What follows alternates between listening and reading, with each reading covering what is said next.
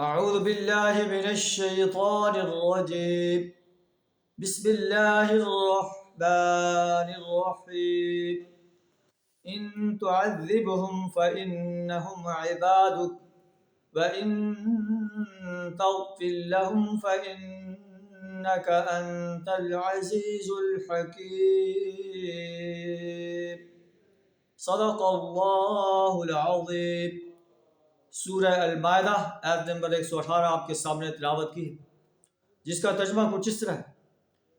حضرت عیسیٰ بن مریم علیہ السلام اپنے رب سے یہ درخواست کر رہے ہیں کہ اللہ، میں نے تیرے آرڈر کو پہنچا دیا تھا کہ اعبدوا اللہ ربی و ربکم، ایک اللہ کی بندگی کرو جو میرا بھی رب ہے اور تمہارا بھی رب ہے، اور جب تک میں ان میں زندہ رہا ان پر گواہ رہا، جب تو نے مجھے واپس بلا لیا تو ہی ان پر نگران تھا۔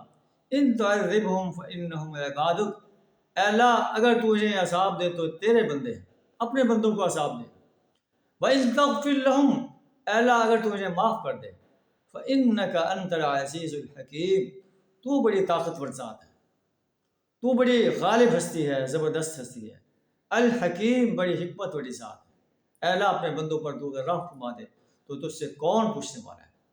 اللہ سے دعا کر ہمیں بھی اپنی رحمت کے آغوش میں لے لے، معافی کر، ہمیں معاف کر دے، ہمیں ہر قسم کے عذاب سے اپنی پناہ عطا فرمائے، جنت الفردوس میں اعلیٰ مقام عطا فرمائے۔ وآخر دعوانا الحمد للہ رب العالمین۔